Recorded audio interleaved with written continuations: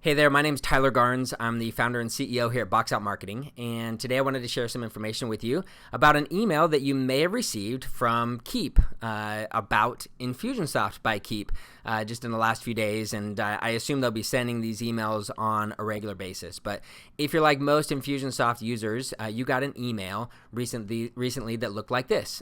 Action required, update email addresses bounced by Yahoo. Had some information here, and then had a button to go view the bounced emails. Well, we got a lot of questions about this. A lot of people kind of confused about what's going on and asking, what does this mean, and what do I have to do, and why do I have to do this, and all that kind of stuff. So what I want to do is just walk you through the process of what you need to do, why this is happening, and what you need to do about it. I wrote all this up in a blog post at boxoutmarketing.com. You can go to the blog there and read that blog post, but I'll walk you through it here as well. So what's happening is when Infusionsoft sends an email, and that email soft bounces, meaning the server sends back to Infusionsoft a message that, hey, this, for whatever reason, we can't accept this email right now. That's a soft bounce.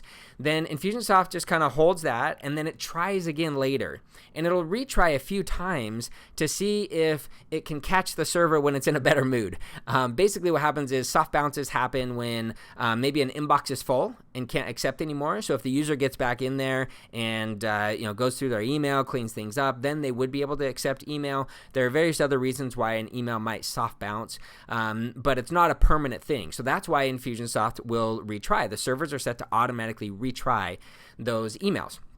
Well, the problem is when there's a lot of bounces and Infusionsoft is retrying on a lot of different emails at the same time, then that can really bog down the email servers, and that causes email delays. So you may have experienced that recently, or you've seen communications from Keep about this with emails being delayed. And this is, yes, Infusionsoft or Keep could do some things to help manage that a little bit better, but really it's a user problem, right? It's too many of us sending emails to emails that are bouncing, emails that are dead, essentially, right? That are inactive.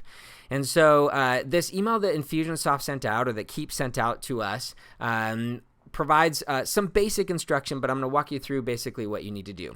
So there's a new feature, and you can go watch another video about this and read my other blog post about Smart Lists, but there's a new feature called Smart Lists. And so step one is I would go check the Smart List. So let's come over to the browser here. And if you do a contact search, you'll notice that at the bottom here now there's this new addition called Smart Lists. And so what you want to do is find delinquent emails. Delinquent emails are emails that have not been active recently, that have likely bounced. They've got issues, and so these are high risk email addresses. So we want to find all those and probably just opt them out, or tag them, remove them from broadcasts and campaigns. Have another different way to follow up with them, and maybe try and get a new email address from them. Okay, so that's step one. The next thing is you want to go and do an email status search. So let's go over to our marketing reports and go to email status search. And let's do a new search here.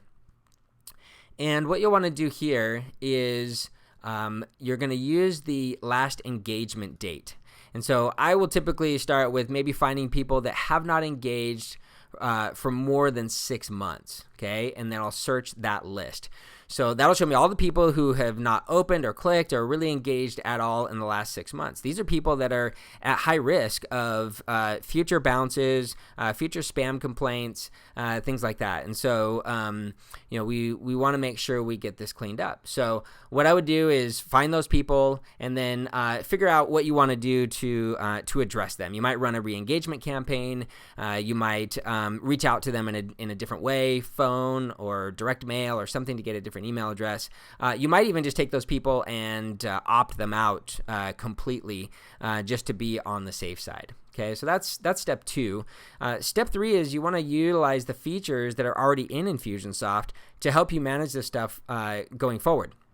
So if you go to your marketing settings, go to automated list management, you'll see that you can set a certain number of months for when an email address gets flagged as unengaged marketable status. So what does this mean? It means Infusionsoft is telling you that that email address has not engaged for that many months, and their email status actually changes. The good thing is, once you set that, and it'll be set already default 4 if you haven't played with that setting yet, but down here we have email status automation, where we can actually automatically do things based on that.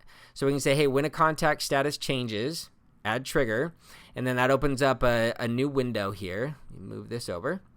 And we can say when it becomes unengaged marketable, then do something. Typically, I'll just apply a tag and utilize that tag to then start a campaign sequence in the campaign builder. And that might start a re-engagement campaign or create a task for someone to follow up and call them and get a new email address, whatever it is that you would like to do there, okay?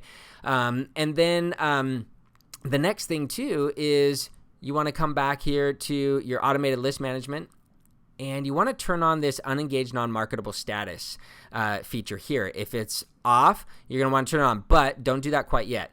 What's going to happen here is it's going to essentially opt out all the people that have not engaged for 12 months or more if I leave 12 here.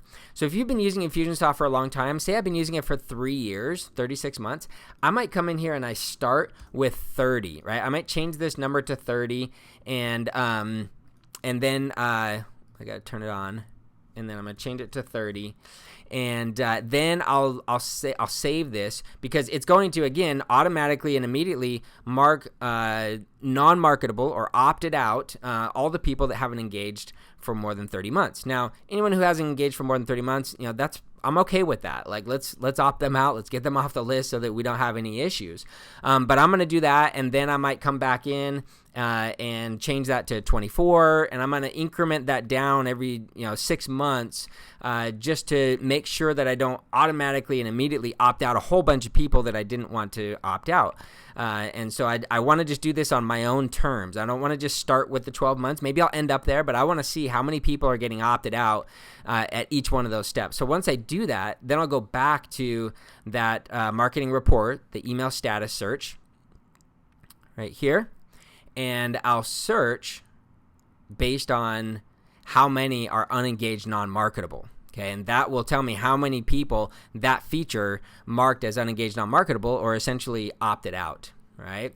And then again, once I get that setting turned on and all the way dialed in the way that I want, I'm going to go to my email status automation, and I'm going to say when the contact status changes, add trigger, and when it changes to unengaged non-marketable, then I want to apply a different tag and start a different part of a campaign.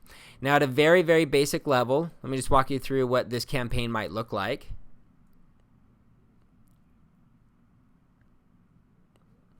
Call it email status automation. So you might have a tag at the beginning. This is when they become unengaged marketable. And then you've got a sequence here for what you're going to do when they become unengaged marketable. Okay.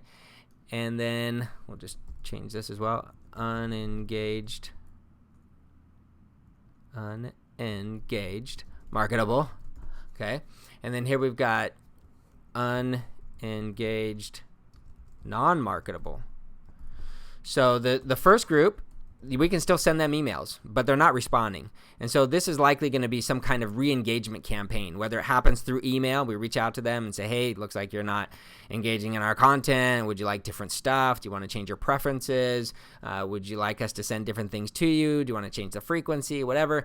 Or maybe we use a different mechanism to reach out to them and see if they want to change their email address. We could send them SMS, reach out by phone, whatever it might be. Okay. And then when they go unengaged non-marketable, then now they're opted out. Now email is going to be of no use to us. Engaged non-marketable. And here we might have a different process for trying to get these people re-engaged or get a new email address. Now, one thing we want to do here as well is make sure that we change this guy to any contact. Because if someone goes unengaged non-marketable without having been unengaged marketable first, which shouldn't happen, but you never know. It's always safe to just change the default setting there. Then that way they can still achieve that goal and end up in there. So that's a very, very simple process. It does get a little bit more complex than that. One thing you want to consider is, well, what if they're unengaged, non-marketable, and then they opt back in? They re-engage. Well, we need a way to remove the tags that we've applied here, get them back on the list, and all that kind of stuff. So I'm not going to go into full training on how to build a sophisticated campaign. I just want to make sure that you understand what this email address from Keep, or what this email from Keep is all about, and what the actions are that you should be taking to clean up your list a little bit and put some processes in place to make sure your list stays clean. So hopefully that was valuable. If you have any questions or suggestions, let me know in the comments, and I'd be happy to help you out. All right, we'll talk to you soon. Bye-bye.